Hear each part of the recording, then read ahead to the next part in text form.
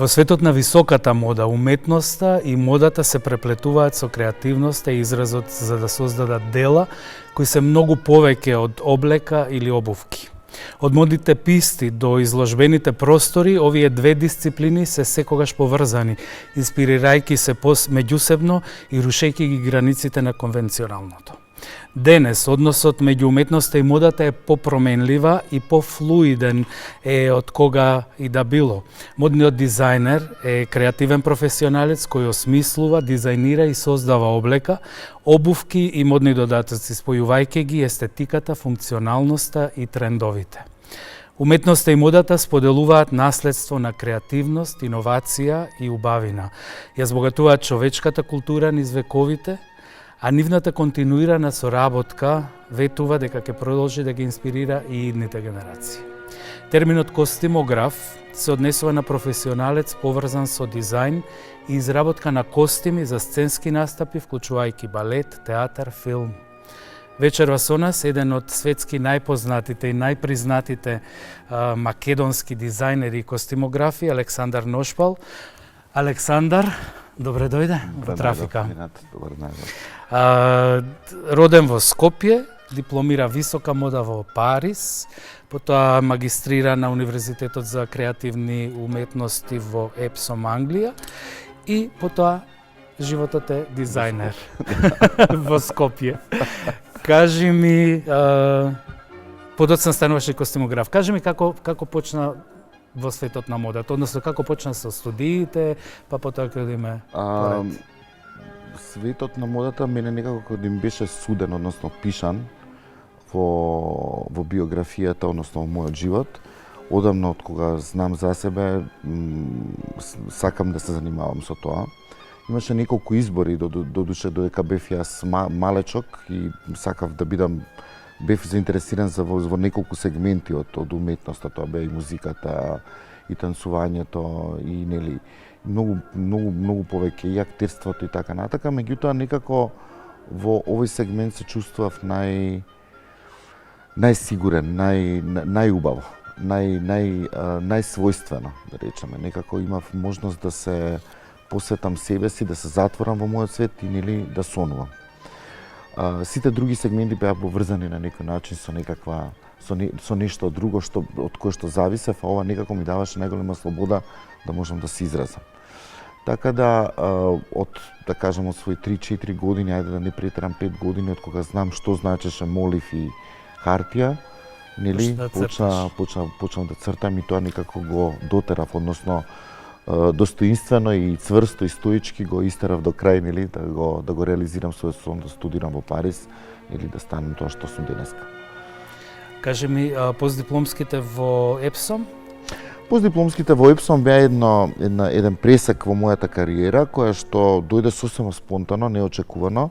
Јас никогаш во животот не чувствував дека еден моден дизајнер, и се уште не чувствувам дека еден моден дизајнер треба да има некаква титула на магистер, на доктор на науки, бидејќи тоа во светот на модата не постои, во светот на модата се знае. Професионалците се мерат според годините на кариера, според она што го сработуваат. И талент, претпоставам. Да, што ќе речевме се еден Карл Лагерфелд, дека беше жив на 82 години, нели, кога 30 години го води со Шанел, тој е повеќе од доктор на науки, или од примариус. Не му треба ни една студија. Да, меѓутоа е така и нас некако работите се променија и нели за да токму поради тоа неочекувано за да можеме да предаваме нели во нашиот систем на едукацијата, да го пренесеме нашето знаење, ние моравме да имаме барем магистратура.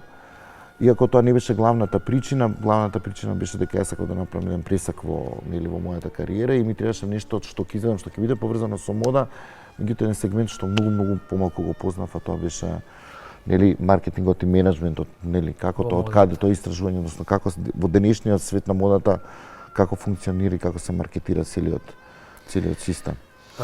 Кажи ми, ај ќе почнеме со модата. Колку беше Македонија подготвена за висока мода во времето кога почнуваше? Зборуваме Па и се уште и не. Се уште не, тоа потоа ќе спомнам. Не зборуваме за времето кога почна пред 96-та кога се вратив. Јас првата моја ревија 27 мај 92 година.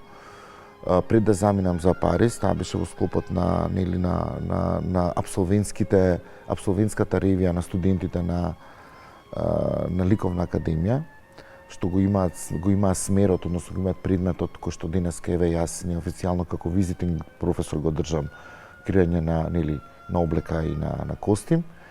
Меѓутоа, како да кажам, мојата кариера од 96-та, од кога се вратив, ајде да речеме париските години се едно искуство. Меѓутоа, да речеме, мојата кариера официјално почна од 96-та година во Македонија, нели, со отварањето на моето прво ателје и така натака.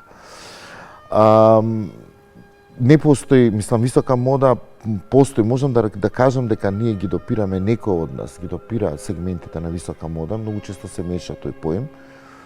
Меѓутоа, дефинитивно дека тоа што го работиме не е висока мода и тоа што го бараат и што народот што го бара и што го смета дека е висока мода, не е висока мода.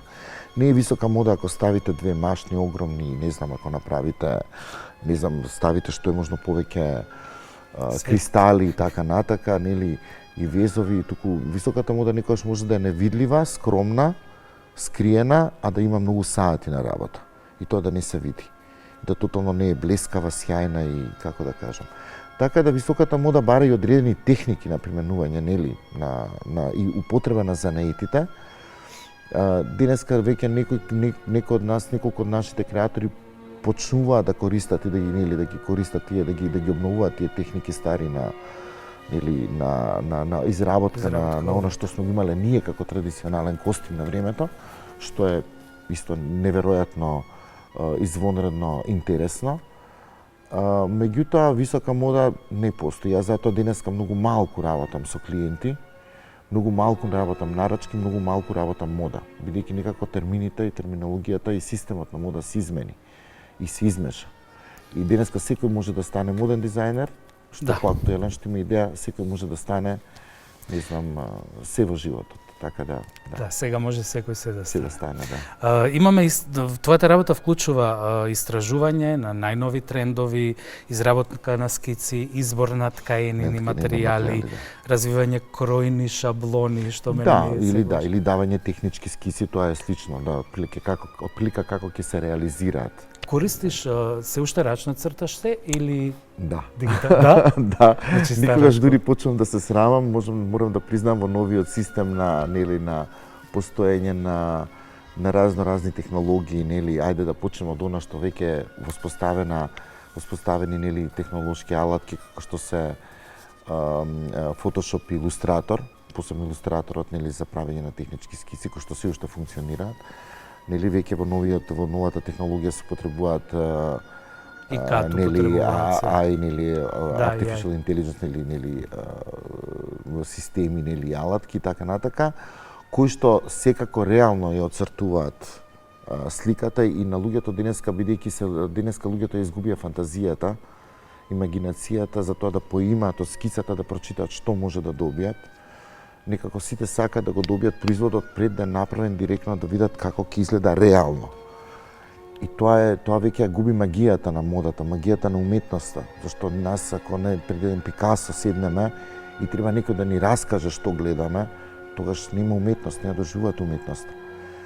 И јас се уште сум поборник за тоа дека уметноста треба да пројде низ некаква форма на рака, дека тоа да биде допрено, нели, и тоа го применувам и во цртањето, и во техничките скици, и во изработката на моделите, да. Кажи ми, каде набавуваш ткаенини и воопшто материјали? Па генерално тука веќе Македонија почнува да биде да е опремена со ткаенини, има нели веќе се развиден систем на, да речеме, на дуќани бутици кои што продаваат и, да речеме, големо продажници кои што продаваат ткаенини, кои што од време на време носат и знаат што веќе да разликуваат вистински квалитетен убав материјал, да речеме, дали е тоа од волна, што волна или е свила или така натака, органза, органдини и така натака. Меѓутоа, изборот е многу намален во однос на бои, во однос на избор, нели, како квалитативен избор, дебелина, нели, вид на ткаење и така натака.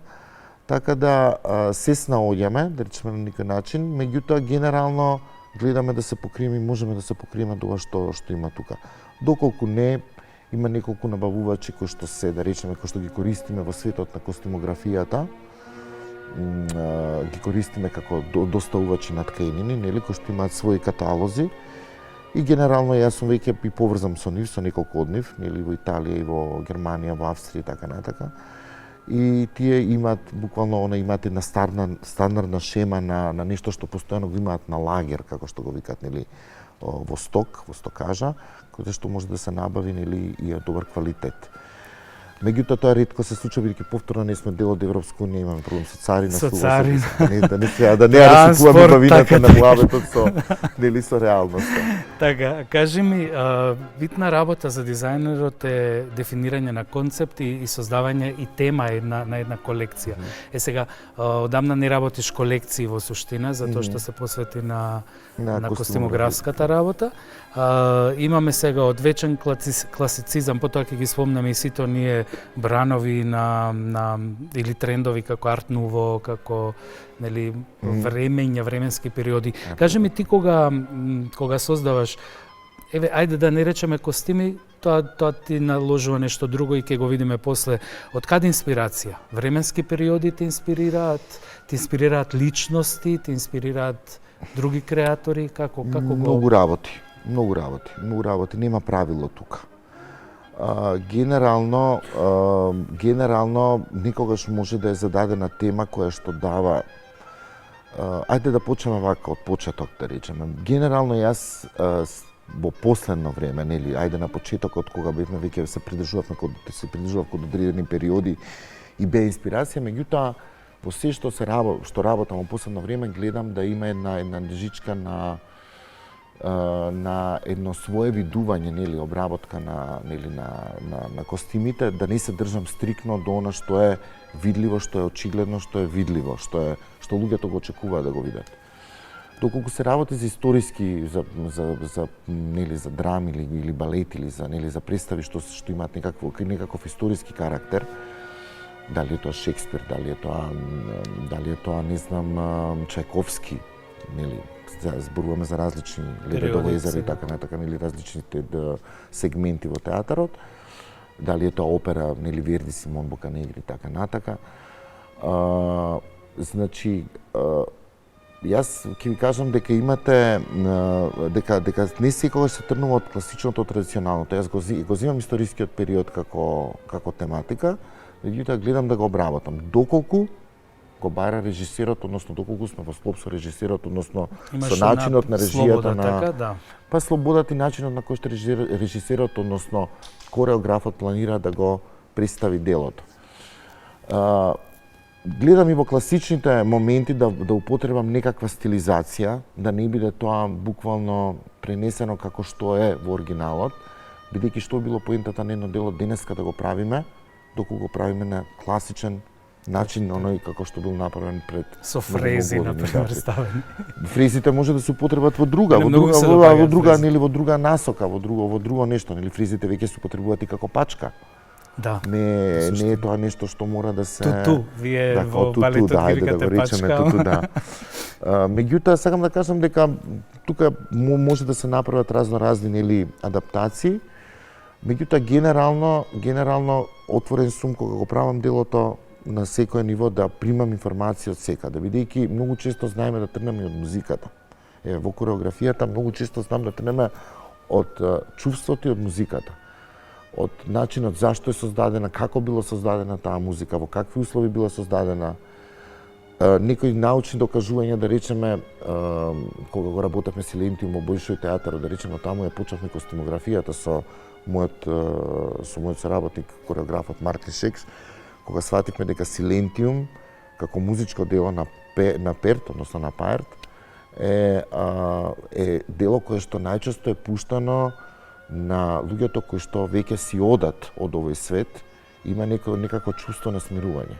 И тоа беше основната нишка каде што ние направивме нели еден болен човек кој што игра, нели веќе го доживува, игра својата игра со ангелите. И така има некои приказни позади делата кои што го даваат, нели кои што се апстрактни, кои што ви даваат многу повеќе можност да разговарате, нели да направите приказна, и сте повеќе како драматург тука, не сте повеќе како костимограф. Да. Костимот веќе преаѓа во драматургија, давате еден вид на Работиш и сценографија?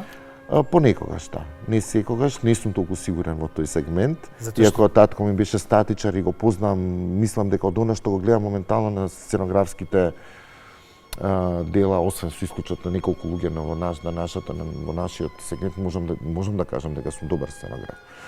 Кога ќе видам представа и не треба да прочитам дека си ти костимограф, значи се познават, има тој твој белег. Климатски услови, општествен статус, религија и полова дистинкција во облеката. Тоа многу ме интересира. Колку си, да речеме, поборник, нели, имаме разлика, прво климатските услови, да речеме, во арапскиот свет морат да се облечени така, мора да се... Тоа е основната функција на облеката, нели да заштита, или да да се прилагоди кон временските услови. Какво мислење имаш за онаа полова дистинкција? Колку например една сукња е својствена за маж или... Тоа е веќе одамна надмината тема. Да, е надмината, ама кај корсетот. Корсетот, да, елеците корсет се преубави машки што се направи. Да, тоа веќе одамна Жан Пол Готие го направи и други, нели. Ама Жан Пол Готие, ама некај нас не... Така е, меѓутоа добро, кога ќе видиме ние во историјата дека килтот е, нели, е дел од историската, од националната облека на шкотите, нели, на машката облека на шкотската, така да сукњата, не знам, тоа се случува и во источниот свет, нели, джелабите се исто дел од, нели, од... И сите оние римјаните од националната облека на арапскиот свет. Кога ќе видиме, значи гледаме дека сукњата како сукња, па дури во античка Рим и Грција, јас не знам дека луѓето носеле пантолони. Да, носето ние како значи не постоеле, кроењето тогаш не постоело, начинот на кроење не постоел. Во античкиот свет начинот на кроење се сведувал на врзување со игли, нели, лесно од отстранување од телото, лежерност, и тоа било тоа. Немало тука дури и гаќите што биле врзувани на начин да личат на гаќи, меѓутоа тоа биле платна материјали. Така да луѓето не знаеле за седла, не знаеле за шалови, не знаеле за такви работи. Така позната е, нели, Коко Шанел за кога ја ослободува жената од тие корсети и корпи, нели, почна да им... И затоа кажувам дека земајќи во предвид дека во нашето општество не постоела полова дистинкција во костимот во античкиот свет. Да, и машката носија македонска онаа со белиот... Да, па да, тоа е да, меѓутоа тоа е, да речеме, зборуваме сега за посебно, зборуваме во античкиот свет, да речеме. Нели, тоа сваќаме дека таа полова дистинкција настанува со влегувањето во ретроградниот начин на размислување и нели и влегувањето во системот, нели односно влегувањето на религијата во системот на вредности. Религијата е таа во средниот век што ги поставува, нели, што ги поставува системите на машко, женско, на Бог, на жената треба да биде поставена, нели, и различно од мажот, таа има функцијата на, нели, па да биде покриена, па да биде затворена и слично. Така натака, нели, моногамијата и така натака, сето тоа станува, го сведува костимот, нели, односно го диференцира костимот на машки и женски. Така да сметам дека тоа е малку излишно денеска да се работи, посебно што гледаме дека во денешните модни, бидејќи сега се уште следам модата, нели, без разлика на тоа дали се бавам со неа или не. Многу често наоѓаме, како да кажам, системи наоѓаме реви каде што во машките колекции каде што буквално веќе се изгледите се андрогени. Што не се сведуваат на она дека што може машкото да носи или женското да носи. Кажи ми, би направил некаква револуционерна промена во облеката, би сакал, имаш некаква? Не знам што би можела револуционерно веќе да се направи. Мислам дека тоа го има кажано самиот Кристобал Баленсиага, за жал Баленсиага луѓето денеска го знаат по брендот Баленсиага, кој што нема никаква допирна точка со она што е Кристобал Баленсиага, кој што е учителот на сите во модниот дизајн, тој е мајсторот, тој е првиот. Тој е човекот кој што технички има револуционизирано модата. Морам да кажам дека тој има кажано во 58-та година, односно 58-та година, мислам дека веќе кога ја затвара својата, или 68-та беше нешто така, кога ја затвара својата модна куќа, вели дека го запрашуваат зашто тоа го правите, вели дека ја затварам мојата модна куќа бидејќи немам што да измислам, веќе се измислено. Не се мисли на естетскиот изглед, на она како изгледаат, нели, на стајлингот што ние денеска посебно сакаме да го нарекуваме, нели, како ги мешаме парчињата облека, нели, тоа е индивидуално, меѓутоа во однос на тоа како технолошки парчињата облека се изработени.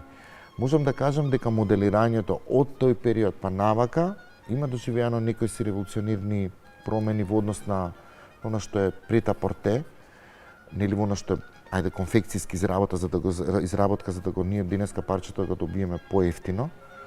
Меѓутоа во однос на технички, она што технички можеме да го направиме како што е капут со еден шаф или да речеме, не знам, она што Баленсиага го има донесено до некаква перфекција, од таму да можеме ние да трнеме и веќе да имаме некаква база да учиме, тоа мислам дека веќе се постои и, како да кажам, се е само некаква ревизија на нешто, мислам и, нели, и само ставање и користење на елементи од нештото во минатото во некаква нова форма.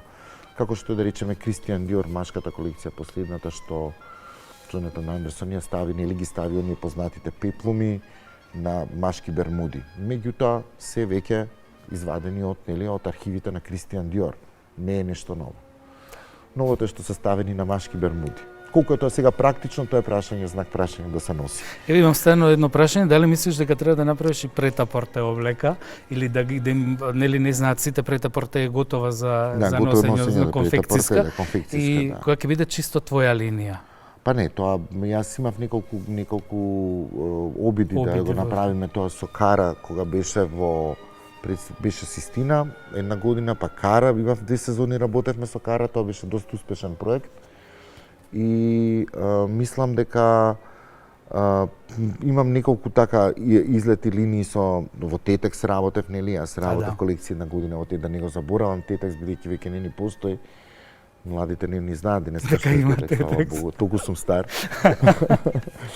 Така да сакам да кажам дека да имав обиди и тоа е интересен процес на работа на креација, меѓутоа е многу, за мене е досаден процес во однос на понатака, нели, на калкулации, материјал, колку материјал треба да се нарачи, па доколку нема ова, со што треба да се замени, па не е во, нели, не е во, да речеме, во буџетот предвиден тоа толку да биде, па треба да наоѓате поевтини решени и така натака, што не е лошо, тоа е добра вежба за човек да се научи, да се, нели, да нештото да го донесе да биде квалитетно, прилично квалитетно, да не прескапо, меѓутоа од друга страна има многу лимити.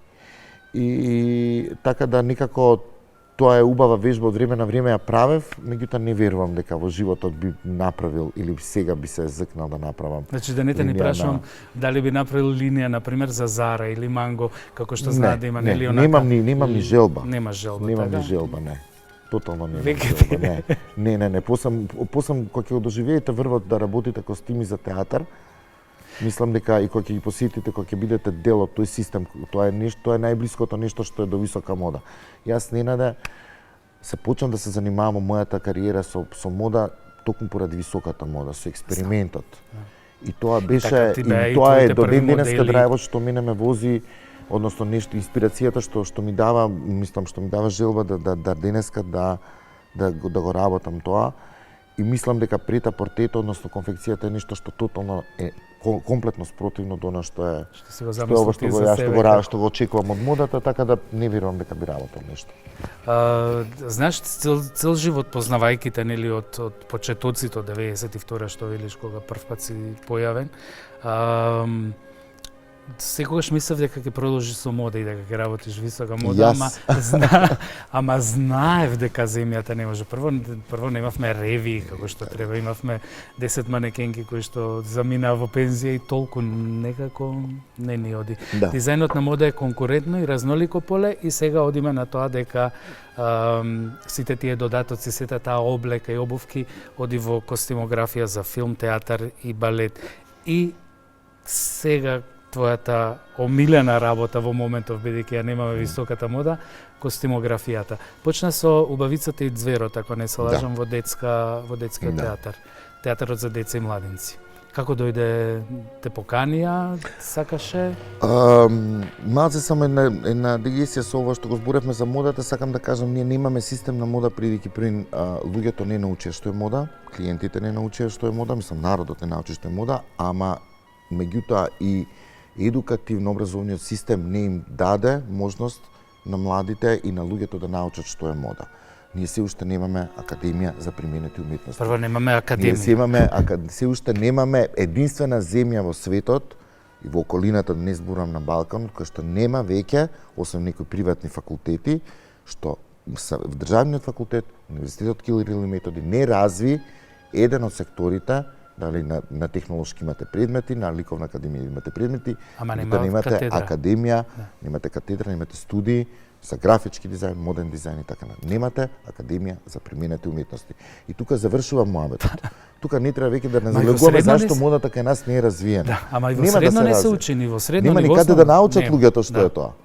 А кажи ми, на фон имавте? Има факултети, приватните универзитети имаат факултети, меѓутоа знаете како, сепак лидерот, некој што ги поставува трендовите тенденциите на образовниот систем во оваа држава е државната академија, односно државното образование. Да. Зашто го нема? Мислам дека е тема што треба да разговараме, можеби во контексти со повеќе луѓе. Тоа ќе те прашав, кај нас нема академија за дизајн? Нема. Тоа е, имате само средно уметничко кој што Лазар Личиновски за применети уметности. Значи имаме средно уметничко применети уметности, меѓутоа тие деца од тука ги земаат своите куфирчиња и се заминуваат Словенија, Србија, Хрватска, Бугарија, во најблиската околина, ајде да речеме, па и подалеку да речеме Франција, така натака, Италија, така натака. Сега да, јас костимографијата во принцип, ајде да речеме, несвесно сум ја носел некако во себе. Бидејќи јас како дете, кога сум сонувал за модата, некако сум бил во измешани чувства дали модата е мода како облека или живе во светот на бајките на принцезите, принцовите и така натака, нели на Дизниевите филмови и така натака. И тука се случи, и тука може би се случува, јас цело време на некој начин кај баба ми и дедо ми во Прилеп во куќата, јас цело време си игравме театар. Значи, тоа некако одеше паралелно. Значи, костимот, облеката, модата, театарот. И се случи тоа да јас првата понуда ја добивам веднаш штом се вратив од господинот Љубомир Чадиковски, можам да кажам најдобриот и најголемиот директор во нашата држава, кој што треба генерации да учат како се води театар и продукција до ден денеска.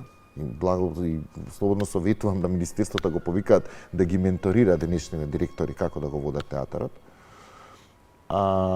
Ме повика и нели тука воедно го формираше тогаш театар за деца и младици, постоеше, меѓутоа што немаше свој простор. Да. Беше во истото време кога се отвори театарот за деца.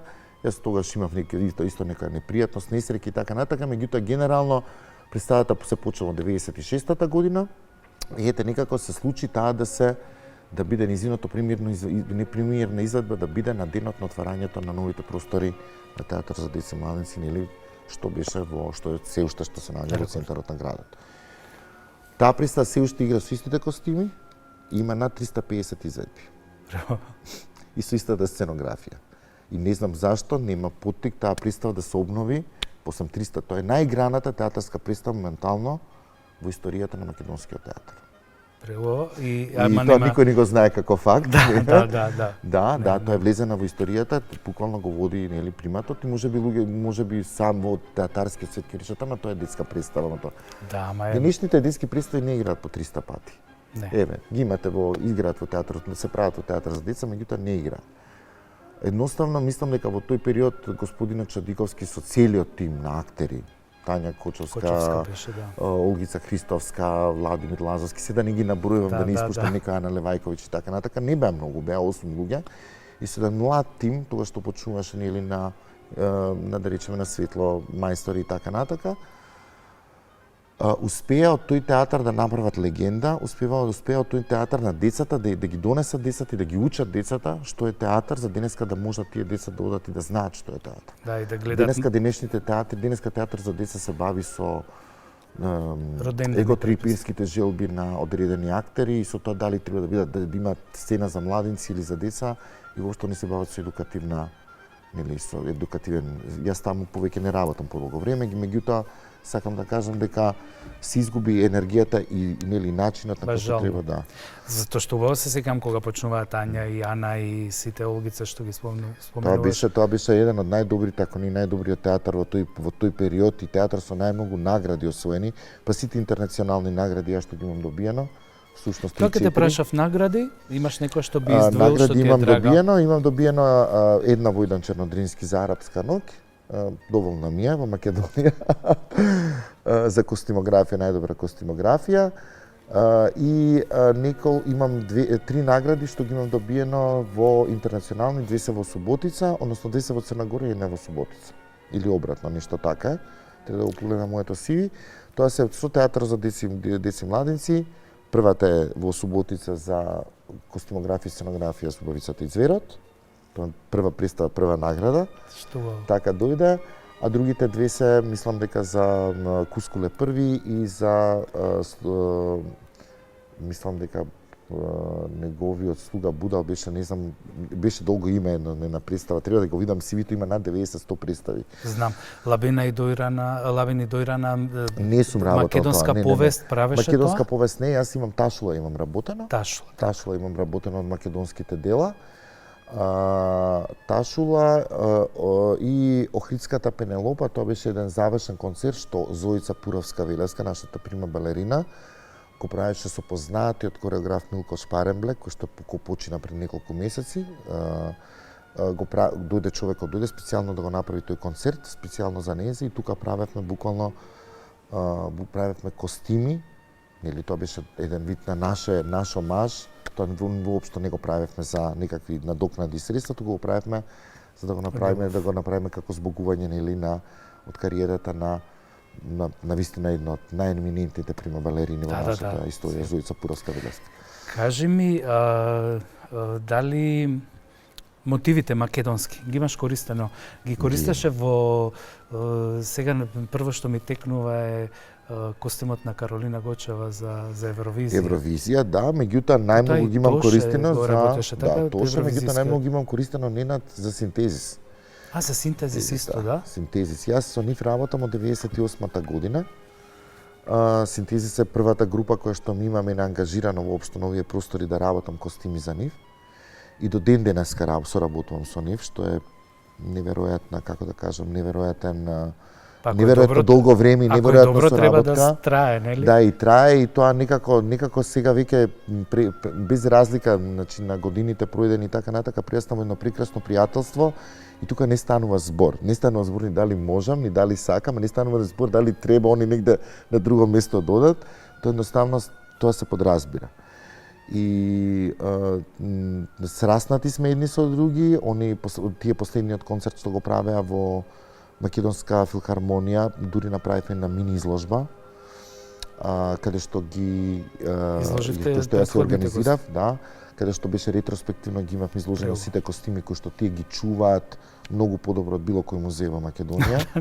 Можам Добро, кога идеме во музејот е катастрофа како изгледа. Јас извадија костимите, кога ги извадија од првиот ден до ден денес, како ги извадија костимите испеглани едно конче не им фалеше на нив, испеглани, испрани, исчистени хемиско и тоа се релативно тешки костими за одржување. Бидејќи на нив има дури некои черги и така натака, не се едноставни.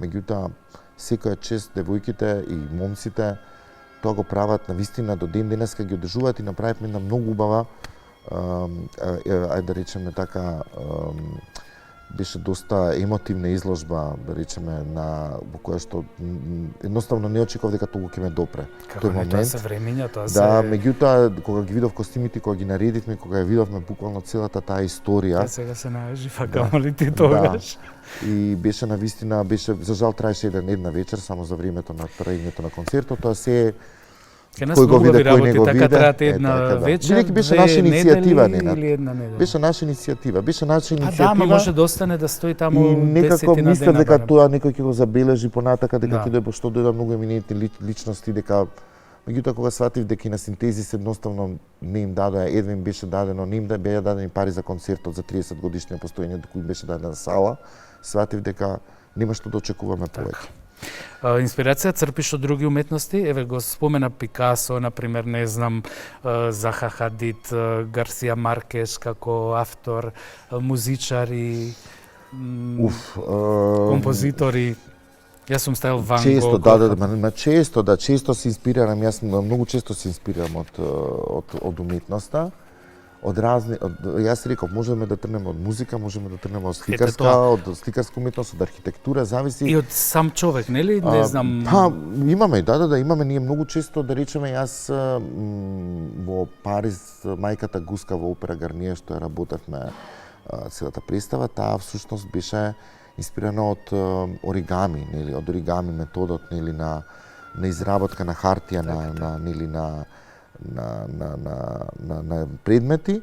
Костимите ги изработивме, бидејќи целата идеја беше дека тие ликови, нели, мајката Гуска е еден преубав балет од Морис Равел, кој што многу малку луѓе го знаат и воопшто не е дури не изведува на сцените. Јас не сум чул дека е изведуван. Не, бидејќи е многу доста непознат и е ставен и во него се опфатени на Шарл Перо, според нели приказните и сказните на Шарл Перо, сите како мали парчиња на сите битни, нели, на Синобрадиот, на мајката Гуска, на Црвенкапа и така натака, на многу нели ликови од приказните, од сказните што ги има обработувано на Шарл Перо. И тоа го има направено Морис Равел, тоа е еден балет кој што трае 20 минути, не е долг. И е едноставно многу добра идеја да го направиме во стилот на оригами од хартија, бидејќи бевме инспирирани од сликовниците или од хартијата што добиравме на времето, сликовниците кои што ги гледавме и оние нели детски сликовници што се отвараа како оригами. И затоа тргнавме во системот, нели, сето тоа да го представиме во оригами. Многу интересно да треба да направите форма на црвенкапа, која што е позната по црвената капулјача, да треба да ја направите во бело, да направите од оригами, а да нема боја. Тоа се тие да биде црвенкапа, да биде да препознаете дека е црвенкапа. Тие се некои работи кои што нели се интересни и ги поставуваме како нормативи. Тие се иновативните работи што се случуваат во нели при креацијата на. Сега уште нешто да споменам, ти работиш костими, да, треба да изгледа костимот соодветен на представата, на музиката, но и на личноста, нели е многу битно, затоа е познавањето на облеката. За јас ако сум да можам да се движам во тој костим, нели, а не да бидам само да излезам, да не можам да мрднам во него. Има уште многу прашања што сакам да ти ги поставам, имаме уште многу кратко време. Сакам да ти подарам една моја книга превод. Благодарам. Се надам ќе ти се допадне. Да, Монтера. Благодарам. Убава приказна за загубата на некој сакан. Да. Ама е убаво направена. Убав е наслов смешната, помисла дека нема да те видам никогаш. Насловот е уште сакав да те прашам за молитви на моето тело. Да. Ацо Шопов, од збирката Небиднина, песната Раѓањето на зборот, кажи ми... Кога сме веќе кај книгите. Кажи. Само што тоа е многу добро што на крајот го поставаш, бидејќи тоа го сметам за врвот на нештото што го имам направено во мојата кариера, бидејќи тоа не е само проект каде што сум костимограф, туку е целосно авторски мој осмислен проект. Многу малку луѓе знаат дека мојата пасија, желба, ајде да речам, на страна од она што до она што го сакав во животот да го правам, на некој начин за тоа го завршив до средно или училиште, тоа е книгата, тоа е пишувањето. Јас не пишувам често, не сум некој писател со извонреден талент, меѓутоа ја сакам книгата како медиум. И посебно поезијата. И некако можеби како да сум можеби, не знам, телепортиран во некое друго време од, нели, да речеме од романтизмот, каде што се пишувале писма и каде што поезија е времето на, нели, на големите поети. И некако бев потигнат од моментот дека навистина немаме направено во нашата историја балет кој што ќе биде потигнат од некоја, ајде да речеме, е потигнат од некоја книга, меѓутоа од некое поетско тело. Бидејќи поезијата е многу слична на движењето на телото. И го има тој абстрактен пристап, а како со текот на времето повеќе на некој начин ги споредувам двете работи, така дојде до моментот, до идејата да се направи нешто што ќе остане на еден нов начин, младите луѓе ќе можат, бидејќи веќе не читаат, и тоа е факт што не можеме да го спориме, барем да дојдат да го видат и да го доживеат делото преку работата на младите кореографи, односно на новите кореографи во оваа држава. И така се роди идејата. Како дојде до идејата да се избере Ацо Шопов, односно молитви на моето тело, бидејќи тоа е една од ретките циклуси поезии кои што во Македонија се бават со длабоката лирика, со длабоката еротика, Да, со 11 молитви.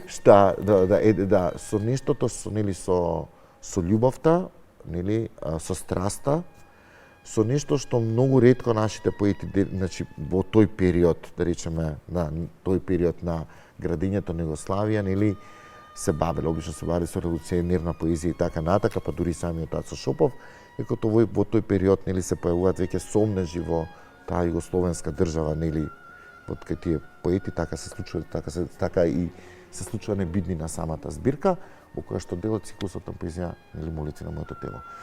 Ова е што го гледаме, е слика. Зато го одбрав, како твоја круна, го видов јас уште на почетокот и е дел од сликата и навистина тука воедно беше проект кој што го сработив со Македонската опера и балет и со тројца кореографи, тоа е Сивана Коцевска, Саша Евтимова и Андријана Данчевска.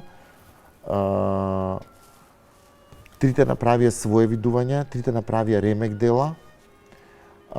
Тука им ја дадовме можноста во склопот на буџетот да работат со првпат сценографијата да работат на свој индивидуален начин со разни технолошки напредни технологии, да речеме проектори и така натака, ласери, и затоа ова што го гледате делува на една уметничка слика, не делува само на кореографија, она што денеска се случува во светот. И представата за жал е трната од репертоар. Не ме прашувате, затоа имате одговор во Македонската опера и балет, дека она што го слушнав дека е премодерна. Премодерна за она што тоа се модерни некои движења кои што луѓето.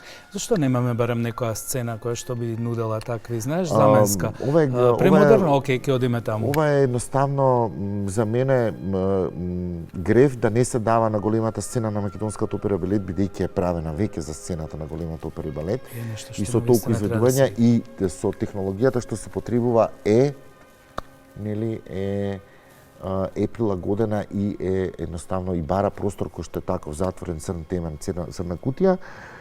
Јас повторно ќе кажам, малце жално многу луѓе тоа прашање го поставуваат, меѓутоа среќен сум што излезе бидејќи на виделина првпат им се даде, ајде да речеме, можеби на некој од нив трите им се дала можноста, меѓутоа првпат она што го нарекуваме трипл бил во балетот, 3 кореографи во една вечер, да одговорат на една зададена тема и тоа беше голем јубилеј, тоа беа 100 години од смртта на Ацо Шопов. Така, беше година. И представата, мислам дека имаше доста публика, меѓутоа ја бара до ден денеска, меѓутоа прашањето треба да се постави на друго место. За крај само прекратко. Јас ке ти се заблагодарам уживо. Можеме уште, јас имам уште Многу прашања. Ти благодарам многу за учество. Благодарам многу, Ненад, и се надева нека наредна прилика. Сега нови теми. ќе се, да. Вечерва со нас Александар Ношпал, човек кој што на вистина остави и остава и ќе остава белег во театарската сцена, во балетот, во театарот. До следната трафика ви посакувам убави и спокојни денови.